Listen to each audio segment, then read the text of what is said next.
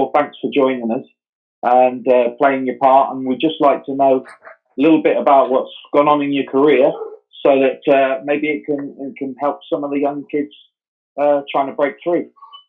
I mean, you've both probably got great experiences, so Mick's probably the best person to start that off.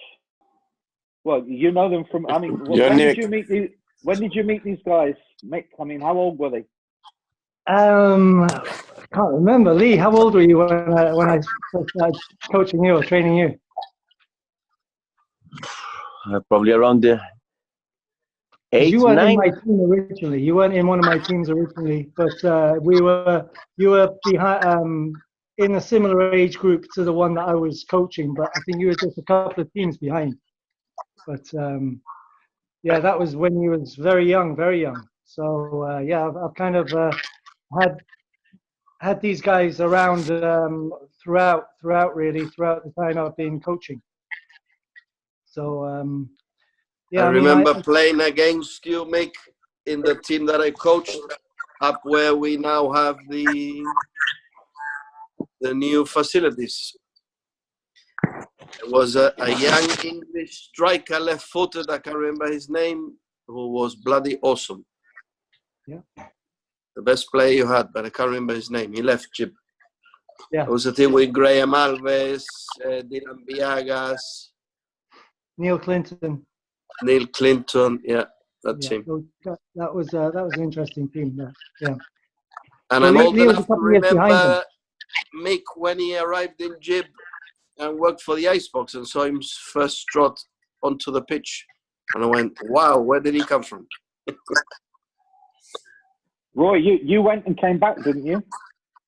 Yeah, I left. Actually, Mick was my manager when I left UK. He was my manager under 12. But that's when I first worked with Mick, you could say. Yeah, went to England for a few years. I came back when I was 18. So you missed catching up with these guys then? You missed Lee in his early years then? When I used to come back on holiday and stuff, I used to try and join in. I actually played a couple of times for Lincoln when I was, 16 or something like that.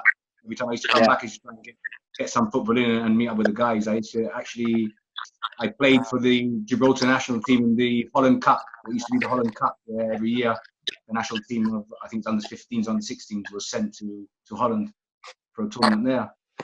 And I used to keep doing that every summer. I used to come back for a couple of weeks. I didn't get hold of Lee again until I was 18 when I came back completely and joined Lincoln again. Because there's a couple of years between you, isn't there?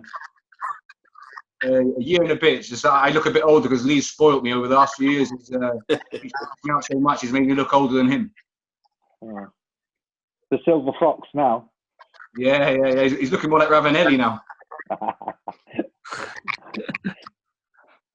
What would you guys say is the biggest difference, having played and experienced it? What would you say is the biggest difference you've seen here locally, pre and post UEFA? The physical intensity of the game, the preparations.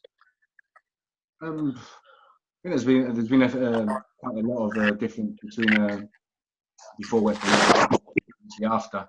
I think the foreign contingent coming in has made the league a bit more, well, you could say competitive, but I think what you do get now is teams, all teams are organised. You know, you've got before. I think a lot of teams had maybe, not to insult any of the old, because I would go as far as saying in some times it was maybe even more competitive than it is now. I might be contradicting myself here a little bit. But I find that all teams now, like I said before, all teams now are better organised, more disciplined, and I think they're made up of they're all football players, as you could say.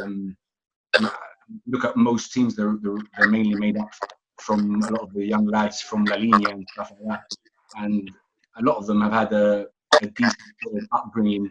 And you speak to any of them, and they'll all tell you they've been brought up in Saval, brought up in La Madonna. A lot of them have played in Cali, so they've had the upbringing, so they all know more or less what they're doing. And like I said, I think most teams are now disciplined and organised, and And you can tell when you watch the games, not necessarily is it beautiful to watch, but it makes it that much harder to break certain teams down. What about you, Lee? Do you find defences more difficult now or before? I think it's the difference was like once we got into UEFA, obviously we were at almost at the end of many footballers' career. Well, I think I was 32, Roy was 31. Obviously, the first year was a big pressure because getting into UEFA, FIFA, the money. Lincoln needed to win the league in order to financially stay on top, and it was a lot of pressure for the players that most of us that hadn't played at the professional level or semi-professional level, was really, really demanding. I got injured, but the team got through. But I feel that every year that the pressure, the added pressure of having to win the league financially for the club and for the whole family of Lincoln, it's a big burden on us. But it's part and parcel of football, and obviously the level of football. We had a 15 year of football in Gibraltar that yes and no, we probably destroyed 15 years of football because of the quality of our team. Once we got into UEFA and FIFA, bringing in players from abroad, improved teams because we had there was a massive difference in between Lincoln and the rest of Gibraltarian teams. And now what we're getting is kids coming up, learning and having football, eating, sleeping football rather than us. We play, we work, we've got football, we've got family. It's a bit harder for us, but we've always done it. So for playing football now that you're getting paid, and before that you didn't get paid, that didn't make the difference because we still went to train 4 times a week. So nothing's changed in that sense. Obviously, players that have been brought, we've had in a handful very good players. The rest, obviously, is players that have been brought over from Spain or around Europe that don't make it over there. So Gibraltar is an easy access for them to try and get in. That's what I've seen about football in Gibraltar at the moment. But don't you think that, I mean, for the kids, it's actually more difficult because you guys could have just slotted straight into a team. But these guys have got to fight foreigners from Sabal, from the 3rd division, just to get a start in a football team, though, haven't they? Really? No, I believe that if you want to progress in football, you shouldn't be playing in Gibraltar at a young age. You would have to leave Gibraltar. Even go to Spain, La Linea, anywhere, wherever you can, because 200% in agreement. There's nobody looking after the kids, or not looking after the kids. There's no competition, and and you need that day in, day out. Then you've got to train every day on the pitch. You've got to have. It's a commitment, even at a young age, and I don't know. It's an education too. See, it is, because for us, like I said, we used to train with Mick 4 times a week. Before kids, just that is like it's in my body that I can't be without training. Nowadays, obviously, now kids are learning that trade, and it's not easy. It's not something that money cannot all the money that they can give you. It doesn't matter, because it's if you don't have it, doesn't matter how much the money give you, because like say Roy works from 9 to 4 in the afternoon, gets home for a couple of hours, goes to train, get back at 9. So it's a big burden on his family also. I know that the pair of you are pretty dedicated. I know that. I was talking to Roy about his training regime before he even starts work. You know, you guys are an exception to the rule, in my personal opinion. No, but they also have to. They have to do it. If they don't do these things, then their career, unfortunately, will be over. This is one of the problems I foresee at the highest level of the game with this pandemic and the amount of time that they've been out. We're going to see a higher number over the next year or two in top divisions like the Premier League and La Liga of players between 32, 33. They're either going to have a nasty injury, which will end their career, they won't be the same, because it's a long time they've been stopped, and it's up.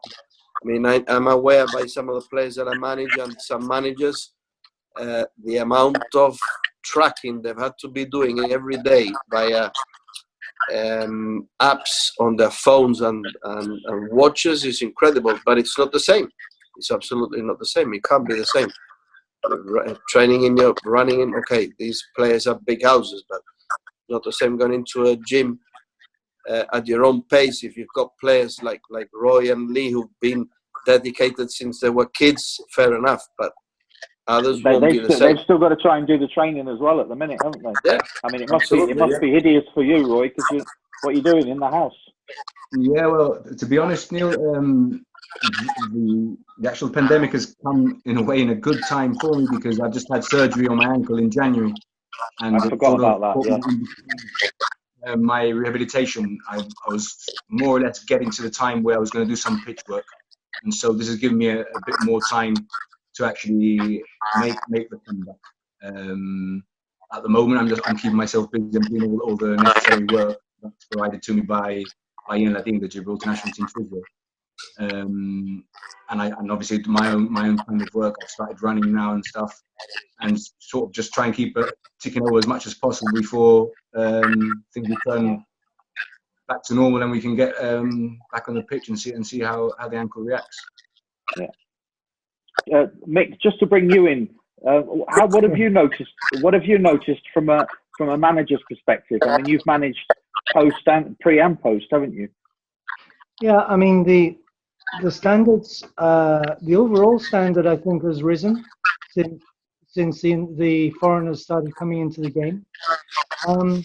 But look, Lee, Roy, Joseph, Liam Walker, you know, the top players today are the top players that we had 4 or 5 years ago. So at the top level, I don't think we've necessarily brought in a massive number of superb players. You know, we've brought a lot of players in at the mid level, which has meant that the average standard of teams and games has risen. But you know, I don't see a massive number. You know, I haven't seen a massive influx of top quality players.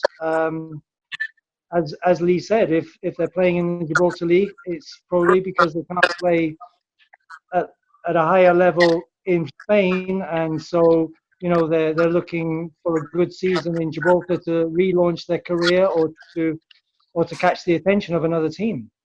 So I think we're caught between wanting to.